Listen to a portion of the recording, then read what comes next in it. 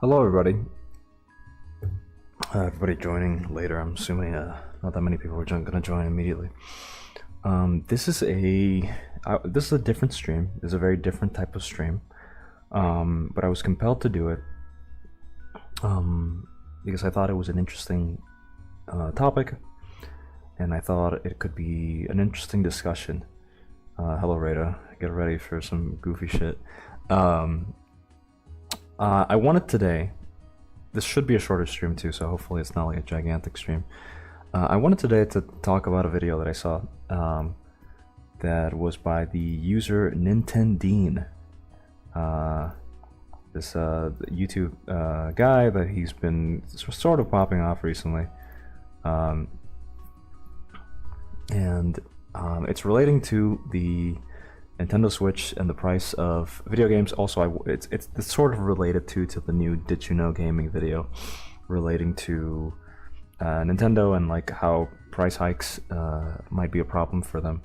And I wanted to talk about it because I think it's a very popular consensus on just like the internet, and I wanted to bring what I consider to be a different opinion. So hopefully this could be interesting. Lol, Rado, fucking watching this. Have fun. So this is the video by Nintendine. I'm just gonna. Okay, so let me give you the thesis of the video, or how I understand it. Maybe I'm wrong, right? Maybe I'm wrong about it. The thesis of the video is essentially that if you calculate the CPI, or using the CPI, the price of Nintendo consoles in the United States since like the 80s and 90s into the current day, you run into the fact that it just overall is a more expensive experience, that you're getting less value for your money. And I kind of want to fight against it. I actually just wrote a comment very recently, and I wanted to read it too. So I'm going to read that right before we start watching the video, because maybe I won't have that much to say in the video, or my thoughts won't be as concise. So I'm just going to read my comment, and hopefully if you want like a quick, concise wrap up of my argument and what this entire stream is going to be, you can just get it through this. My comment reads, as much as I hate a lot of the modern practices, such as the Respect the Value campaign Nintendo ran in order to not put their games on sale, I feel like you misjudge the current value of a console in the context of what people are actually engaging in. You frame the 80s and 90s from the perspective of a parent or a child looking for a good deal, as well as equating games from the past with current day games in terms of their value. I will do the same. If you are a parent looking for a good deal, a Switch Lite is by far a significantly better budget gift for a child than anything you could have gotten back in the day. Especially since the most popular, replayable, and socially significant game, Fortnite, is available for free and playable online with no NSO requirement. This alone probably puts the Switch Lite and arguably the Switch Normal in a value range exceeding that of any older console, considering most people who play Fortnite do so for hundreds of hours. It's simply full of constantly updated content. Let me check something. Okay. Continuing. Even on top of that, if again we are equating older titles with the value of modern ones, as you seem to do relating to the price comparison, i.e. Mario Odyssey should cost the same as Mario World did back then, adjusted, we run into a conundrum that for $25 a year, which can be split between 4 people if I'm not wrong, you gain access to hundreds of these older games, which I would agree do in fact maintain their excellent value. Dog cam. So to recap, $225 would get you a perfectly good portable console that could run the most popular game ever, along an exhausting library of many of the best classic games ever. From the viewpoint of a parent looking for a budget deal, this is basically as good as the deal can get. There's even more stuff that puts the Switch on a better spot than the OG consoles, in my opinion, relating to physical deals for first-party games, to digital deals for indies and third parties. But I think the NSO I'm sorry, I think NSO and Fortnite alone make the point that this idea of value is not being properly accounted for in this analysis. That being said, I still respect and relate to the sentiment that engaging with the medium, specifically with the economic state of the world, is becoming at the very least more complicated and probably necessitates a deeper engagement and knowledge of the ecosystem of video game companies and sales. Thanks for reading. That's the comment. So hopefully you get the idea. I'm basically about a shill for a gigantic company. Have fun. This is a re-upload of a video that I did about a month ago. There's a lot about it that I wanted to fix up, primarily with the background music, and there were some numbers that had to be fixed. If you already watched it, it should more or less be the same. You probably won't notice that drastic of a difference, nor a different conclusion. But I did want to upload a better version, especially since the Switch 2 is about to come out, and Did You Know Gaming just did a video about the price hikes of Nintendo. So since I've been wanting to fix this video anyway, I figured this is a good chance.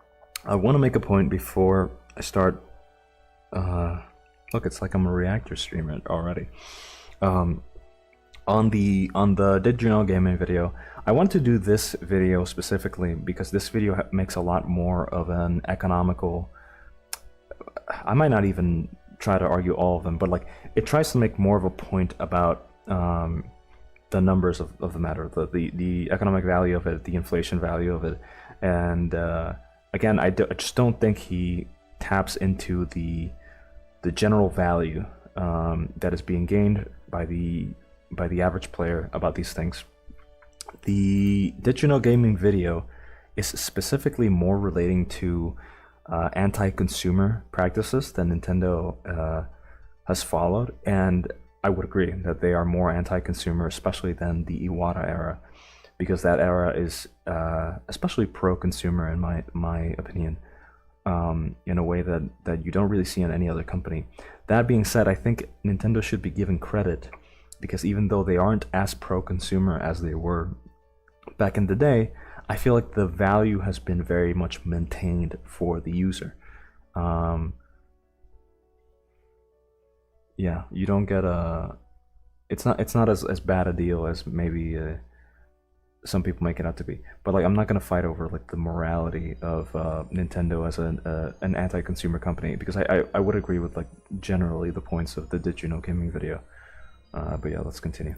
Chance to do it. Hope you enjoy. Is it more expensive today to game, or was it more expensive in the previous generations? So I came across a website called SpriteSell.com, and on there they had a ton of video game catalogs. I'm talking they date back to 1975. I don't intend on going back that far. I barely wanted to do the 80s, but since we're going through it all, we might as well do this. I'm going to start with 1986 because that was the first year that the NES started to show up on the catalogs. The Hills was selling the NES for $80, and it included 2 controllers and Super Mario Brothers, with an average game price of $25. We're going to treat 1986 as year 1 of the NES. Technically, it came out in 1985, but I don't have any data for that year, and I figure it's close enough. So $80 in 1986, adjusted for inflation to 2017 when the Switch came out, is $177.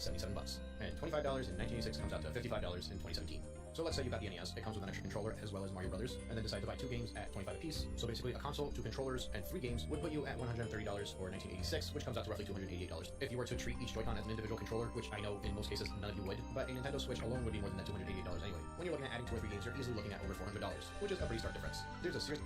Okay, so on that first point, sorry, maybe my Maple Story music is a little loud, so just thank you.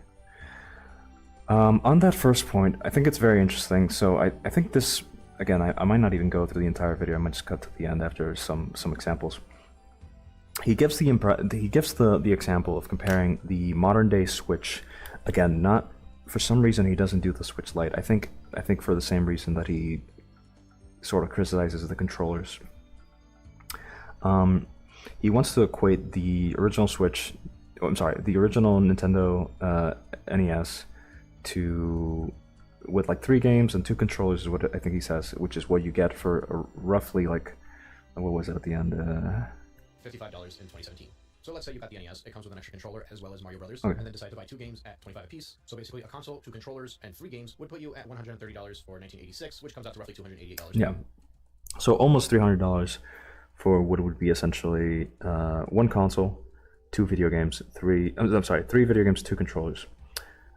He doesn't, for some odd reason, he doesn't equate this to the 2 Joy-Cons being 2 controllers. I think he just considers them like not good enough.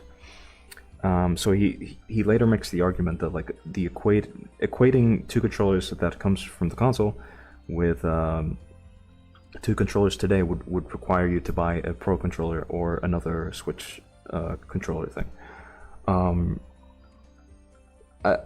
This feels really odd to me, especially because the Switch was very much the main deal with the Switch is that it's a console that comes with two controllers, and it's two controllers that are sort of that are part of this like hybrid console idea, and you know, they can be switched around. You can switch from two controllers to one controller. It's part of the name, right? It's very odd, but it kind of falls in line with like the whole idea of like not understanding the current value of these things, or sort of not valuing it the same. The NES controllers are actually more simple, more like rudimentary design-wise than a Switch controller. The Switch controller is probably equitative to an N64 controller, at least in terms of button layouts and stuff like that. Though maybe you would just like equate it to like a Super Nintendo controller, I guess. Even though Super Nintendo controllers obviously didn't have the joystick, which is a technology that revolutionized the Nintendo 64. So again, an odd equation, and you're sort of taking, you know, I guess I'll let him explain, but like he equates this to the normal Switch, which again already is offering not just the value of a console that you put on your TV, but offering the value of like a portable console, a console that again comes with two controllers and stuff like that. And like I mentioned in my comments, a console that has immediate access to Fortnite, and you know, with $25 more, access to hundreds of games. Many of the games which would have been part of the 3 games that you would have bought in the value here. So this is cheaper, but value-wise, it's so obvious to me that you can't compare it. You're getting like hundreds of times the value of a Nintendo Entertainment System in current day inflation prices for the Switch. It's just crazy. And if you want, again, a cheaper option, if you want a budget option, you're going for a Nintendo Switch Lite. While it doesn't offer the value of being a console that you can play on a TV, it still offers a lot of the value of the games. And, you know, one could argue that a portable console that's high quality is already more, you know, this is arguable. Like, you could argue that like a console being portable is actually more valuable than being a console that you play in a TV. But you'd also be saving like $100 just so it doesn't put on the TV. So like, again, the value proposition is insane, and it's sort of like really skewed throughout the entirety of this video. I don't think I'm gonna go through every single example here, but I kind of want to maybe do a couple more and then jump to the end. Again, should be a short stream. If you were to treat each Joy-Con as an individual controller, which I know in most cases none of you would, but a Nintendo Switch alone would be more than that $288 anyway. When you're looking at adding 2 or 3 games, you're easily looking at over $400, which is a pretty stark difference. There's a Sears catalog from that same year. This should be something I mentioned too. For some reason, he equates. He only likes to compare first-party Nintendo games. When he talks about the 1, 2, or 3 games, he only basically considers one or okay. This is like launch, so I guess like I can give him that. Even though at launch, Nintendo had a lot of like cheaper games, like Snipper Clips. I think Bomberman was fairly. Actually, Bomberman might have been $60, but I'm pretty sure it went on sale pretty quickly. Along a bunch of like indies and stuff like that were like also fairly cheap comparatively. He likes to equate the idea of like a game back then, which were generally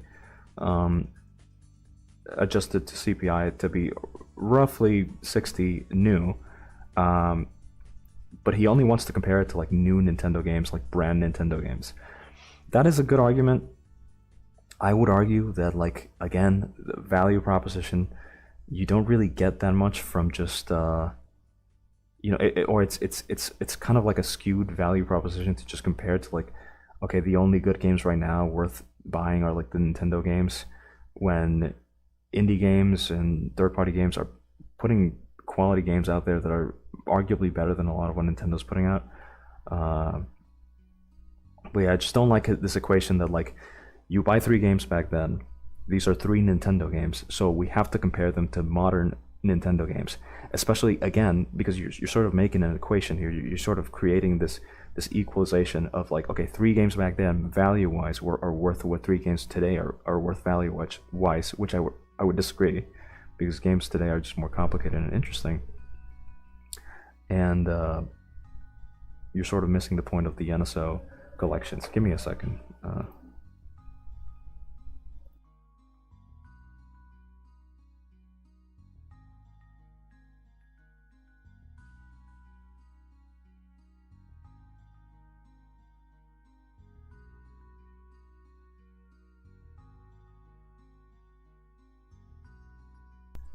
Okay, I should be fine again. Let me read chat real quick. Going from the start at 1.5 Sneep to catch up, that's fine. The start basically has I think the most important part, which is the reading of my comments, which I think is the most concise version of my argument that I'm going to be able to say. From that same year that looks like the console is up about $10 more than this one is, and some of the games are $5 more, as well as a Target advertisement that looks like it requires you to buy the bundle with Rob and the light gun. But it seems like outside that bundle, for the most part, you're looking at roughly the prices that I mentioned earlier. Even with the added $20 if you bought it from Sears instead of the Hills, you'd still be under $350 for a bundle like that. And it seems like Toys R Us is roughly in line with that as well. We can kind of skim through 1987, it seems like the price is stagnated. By 1988, a lot of NESs were being bundled with the light gun, but if you look around a bit, you could still buy it without one. Having the light gun plus Duck Hunt would have added an extra $20, but that's really an extra game as well, so I'm not sure how to calculate that. I think we'll just keep it at $80 because you could still technically buy the NES without the light gun at the time. But there were some games that started to release at $45.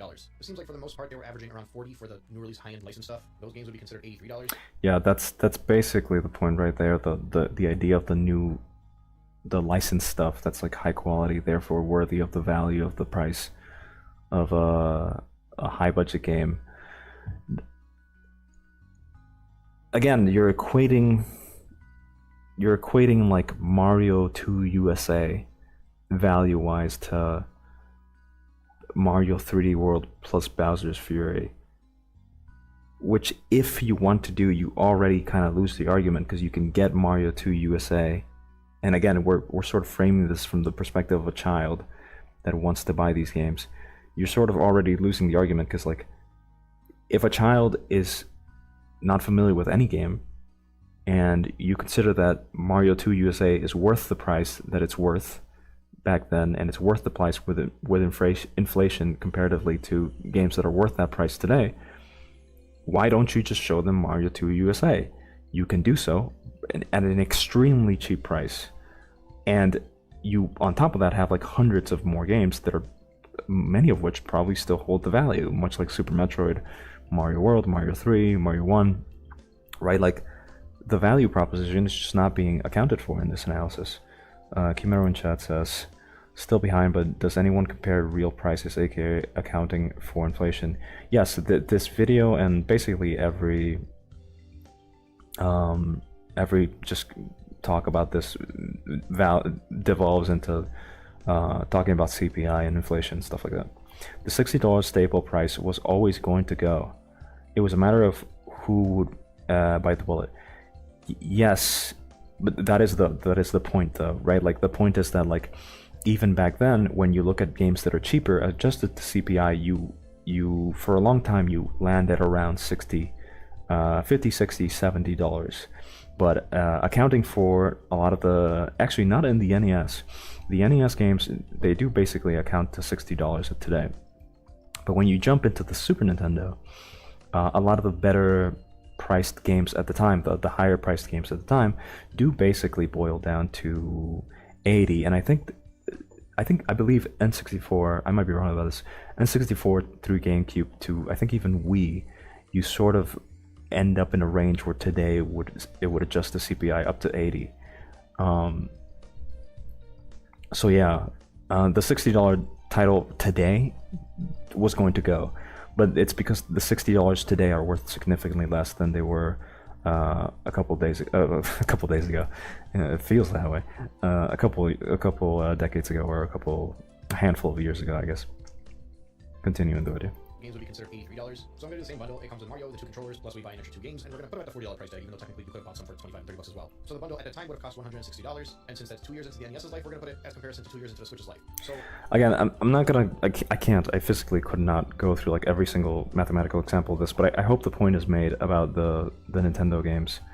I guess I should let him make the argument here about some of the late console bundles, because I think with the late console bundles, I specifically want to talk about the N64 one, because the N64 one is the one that's most comparable to today, I think. So let me see if I can find it here. Again, it's gonna be a short one. I'm not gonna go through the entire video. I would recommend going through it. I think this person makes good videos generally, but I'm just gonna try to skip to the comparison to the N64 games, which is this one, to make my point.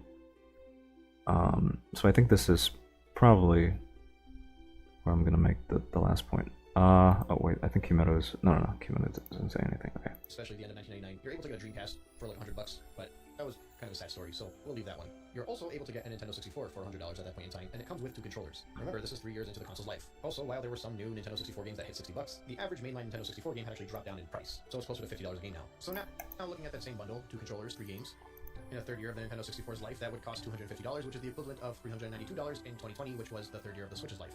That Switch with 3 games and a Pro Controller would be $550. So while each Nintendo 64 game adjusted for inflation between those 2 years would be... So here's an interesting one. So he 164, this is end of life cycle. 164, 3 games, again 2 controllers, which is a weird like hike to the price, because again, he doesn't consider the Switch controllers 2 controllers. I would say that's fine. I would also argue 2 controllers not that necessary when most games are being played online. The $25, as we stated, also covers online games. So if you were to buy like Splatoon or something, you get this like massive multiplayer game that you can play online with like hundreds of people, or millions of people, really, all your friends and stuff like that if they have Switches too. But again, the ecosystem has changed. I don't disagree with this. It sort of points to the comment I made that like you kind of have to have a better understanding of the ecosystem. You can't just have like 2 kids, therefore go like, okay kids, both of you are gonna get like 1 individual Switch controller so you can play like Fortnite, because that doesn't work that way. If they're gonna play Fortnite, they're gonna have to play them either separately or taking turns, and the 2 controllers, they're sort of better off for like different kinds of games. The NES and SNES 2-player games also, they can be played with these 2 controllers, right? Like, so again, the value is like there. It's just he doesn't want to like appreciate it and stuff like that. But here too, he equates an N64 with 3 games and 2 controllers with a modern day Switch with 3 games and what he considers to be 1 controller. But the interesting part here is, well, most of these games, again, not even to go into the argument of like he's already equating these games to like their value of a modern game, so he should look at these games and be like, well, you can actually get a lot of these games for $50 already. If you want to make the argument that you want games of this quality as individual games, I would say again, you can get a lot of games that are about as good as any of these games. Donkey Kong 64 right here, I'm looking at, and it's $60. I looked this up earlier, but like A Hat in Time is as good or better than that game, and it's $30, right? So the options are there for those who know where to look, and those who are familiar with the industry enough, or are willing to make like a quick search that tells you like, okay, my kid wants like a game where you jump around, what are good options on the Switch, to get really good value for your money. And the waist high, or like the knee high step that you have to take is understanding that getting a game today doesn't necessitate it being like a mainline Nintendo game for it to be quality. So yeah, that's part of it. I also wanted to talk about how if by some reason you want to get like, it's like, no, my kid really just wants Mario. Yes, it's true that historically, I actually had it open, but I guess I closed it. Historically, if you look at the prices of Mario Odyssey, which is the Mario game on the Switch, If you're going by Nintendo Switch Online sales, or not sales, but prices, mainline Nintendo games are extremely expensive. They simply don't go on sale, like, ever. I think that, like, there's been a couple times where, like, Mario Odyssey or not Sunshine, Mario Kart have gone on, like, sale for like 10-20 bucks. But to argue with this, if you were to go for these deals, or if you wanted to get these games, you actually get significantly more deals with physical games. Stuff like Walmart and Target and these American stores, which, by the way, I don't even go to these stores because I'm not American, but, like, if you look at the price history, it's there. A lot of these stores do actually have deals for some of these physical games, and you can get them like $10-20 cheaper. So, like, much like here in this, like, Nintendo magazine catalog of a store that you would go and buy these games, I agree, they're not as consistent. They haven't been lowered in price in a sort of, like, Nintendo value sort of way, which is anti-consumer in my opinion.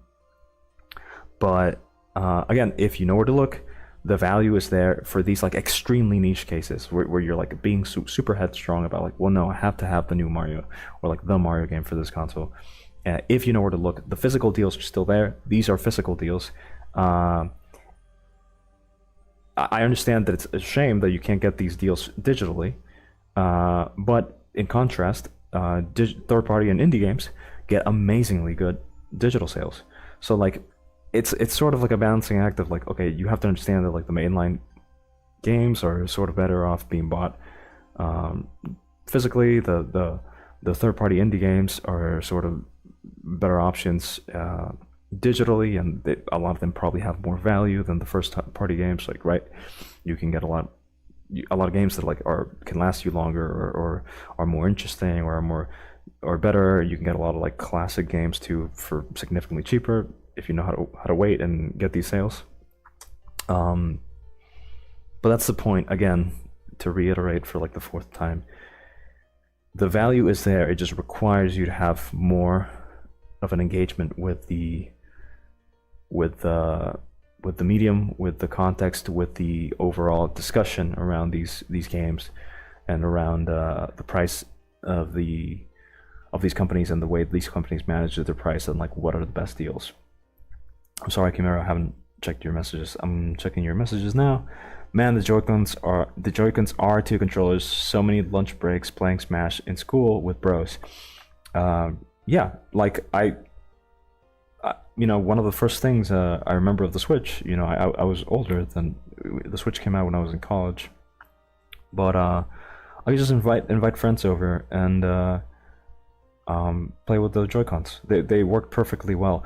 Now, they're not as comfortable as, like, a GameCube controller or something, but if he wants to equate them to NES and SNES controllers, they're absolutely as good as those, in my opinion. When you get to the N64, I would argue that, like, yeah, two N64 controllers is a good deal, right? Especially for a console that didn't have, like, online games, and a lot of games were multiplayer. That is a very pro-consumer thing for them to do. But I also understand why Nintendo wouldn't do that when you already have the controllers by default on the console. They're just, like, not top of the line, and most of the games you're going to play are going to be either single player or online games, which work perfectly well when you connect both of the controllers together. This being said, this doesn't put into context, or this doesn't bring into the argument the whole point with the controllers being sort of cheap and sort of, like, kind of they have, like, drift and shit.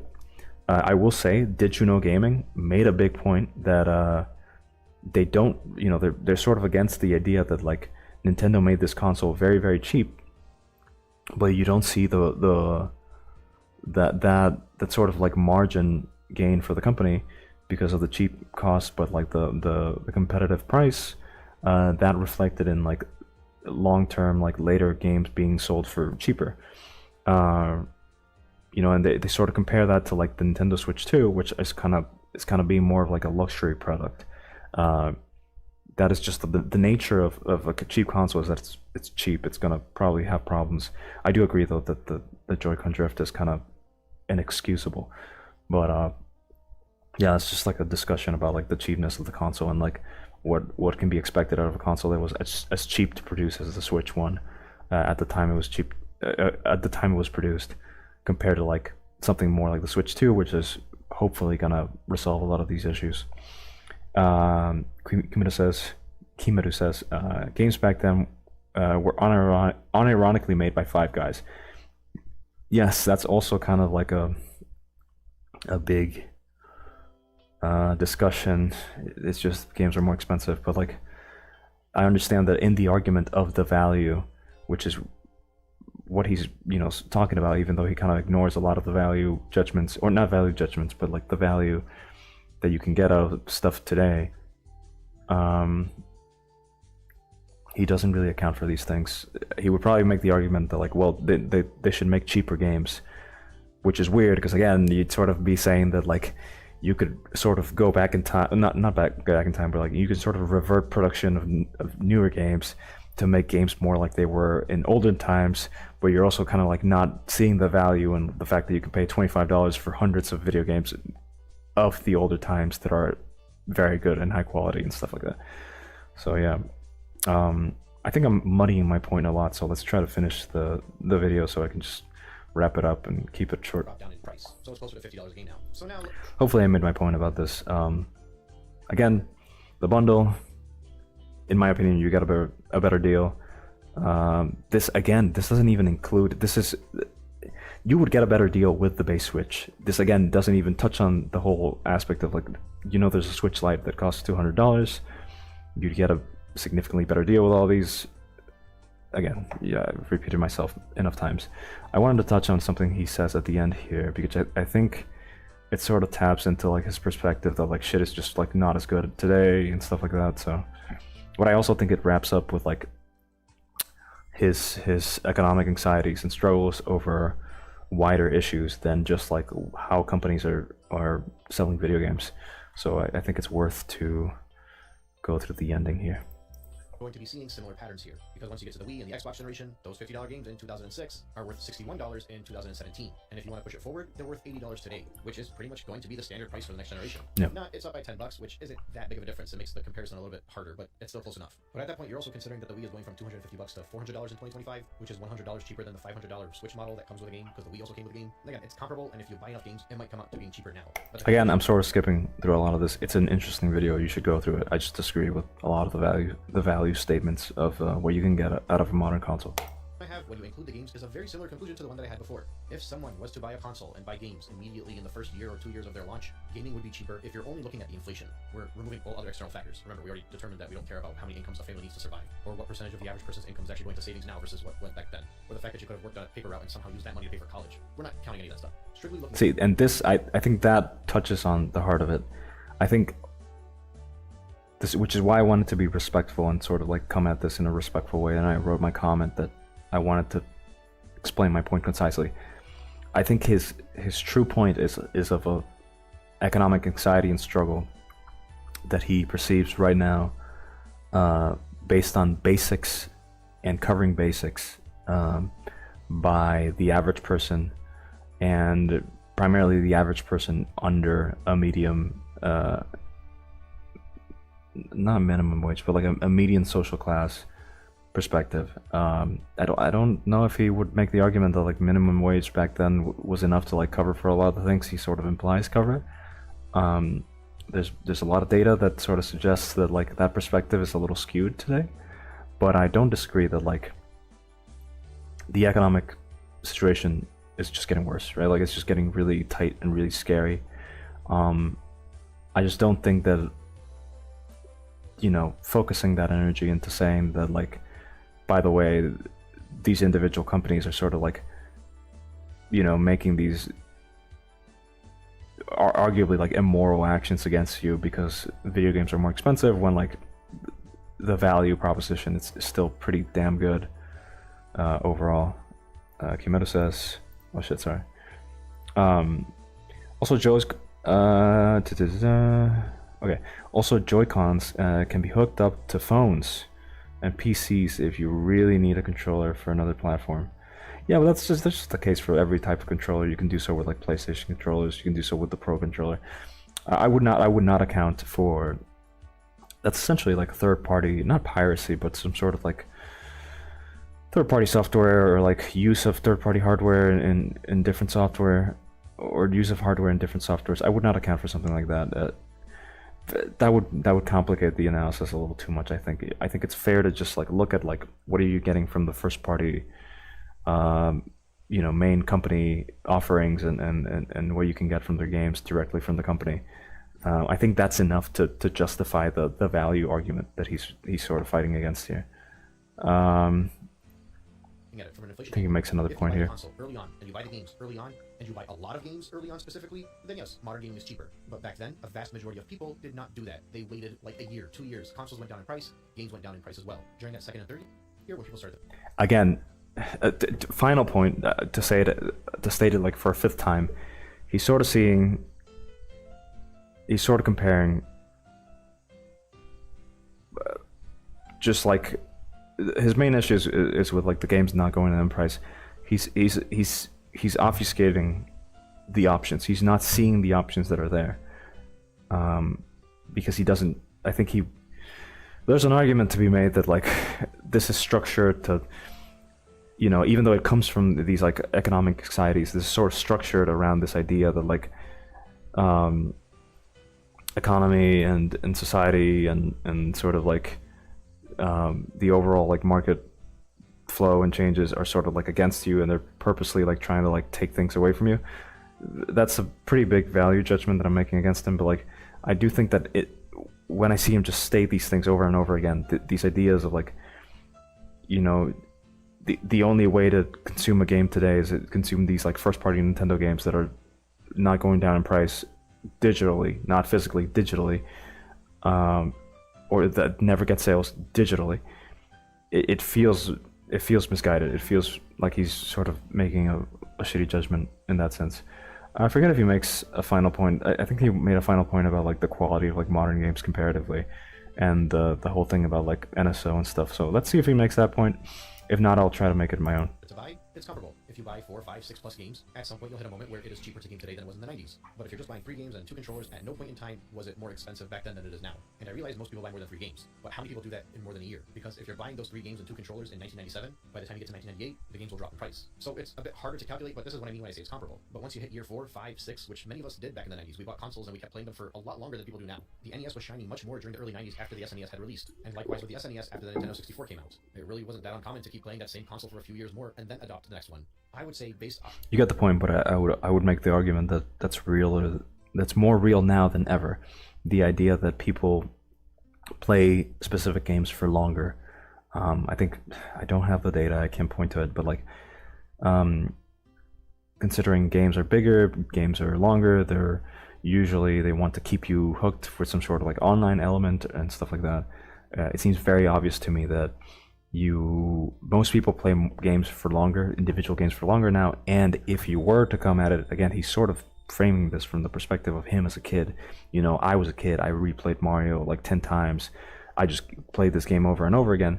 What's stopping him from doing the same with like Mario Odyssey or Zelda or these games that he's sort of making the argument right now that like aren't as replayable or valuable to him as the older games were.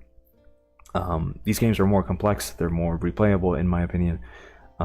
Even though I would say the other games are replayable too, and maybe are even some of the best games ever. Even though they approach to the design from like a very minimal sort of like straightforward design compared to like games today.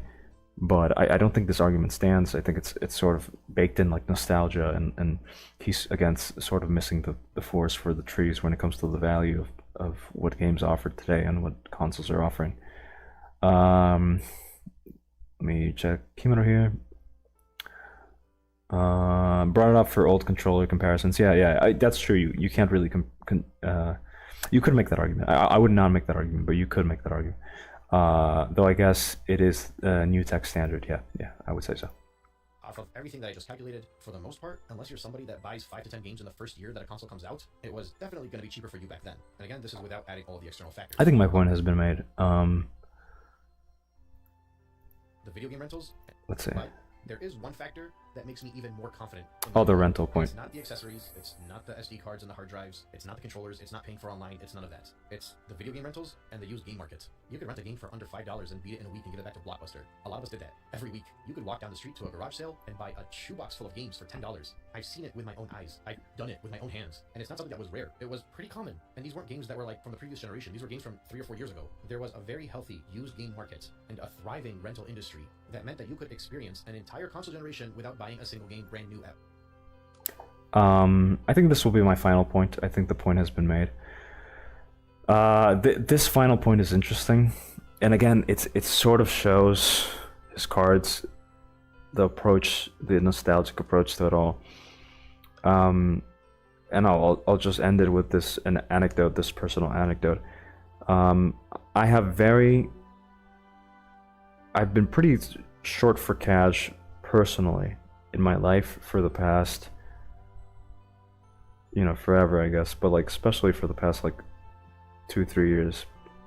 I've just been more focused on growing as a more responsible adult, sort of amassing capital for future, adult responsibilities, trying to get more into investing and things like that. So a lot of the money that I would have spent in my early 20s, that I would have just been like, oh, I have enough money to buy a video game, I'm just gonna go buy it, and if I'm left with nothing, whatever, I'll just get paid next month. I've sort of like let that go in recent history. That being said, I probably have been as active gaming wise as I've ever been, if not more than ever. I play a lot of video games, and I find that the used market, again, I can't speak to him personally, maybe the used market where he lives is a lot more like competitive or like annoying or like in a worse state, but I find that the used market is currently very reliable. It's a lot more standardized. It's a lot more sort of like what's the word I'm looking for? It's not comfortable. It's whatever. You can count on that. You can count on like every city having like some sort of like used game store, be it small, be it big. You have hundreds and hundreds of games from many generations. I don't think the used game market is at a place that's like as deplorable as he's making it seem here.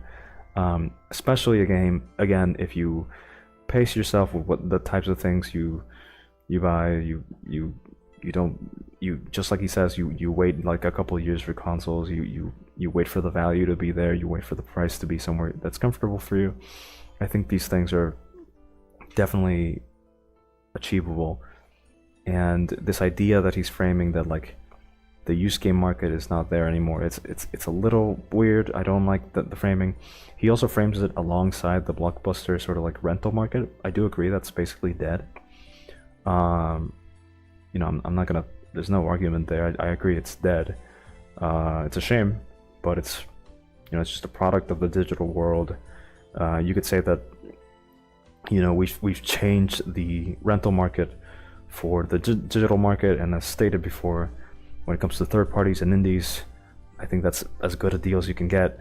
And if again you want to make the argument about the rental market, hey, there's that thing I mentioned early on about the NSO.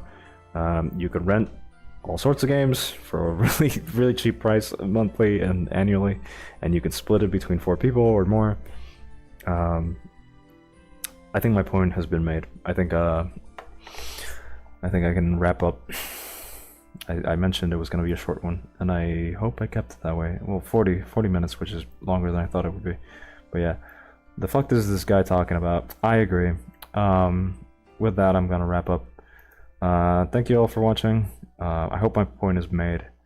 If you don't understand, I would recommend going to the start of the video where I read my comment. But yeah, I think it's an interesting conversation to have. And I think that this specifically Nintendine guy and the Did You Know Gaming guys kind of gloss over the value proposition. It's particularly annoying for me because I feel like it's not being discussed in like a fair manner. But again, I relate to where they're coming from and to their general economic anxieties generally, more worldwide. not just like in the video game sense. So yeah, thanks for watching. That's it.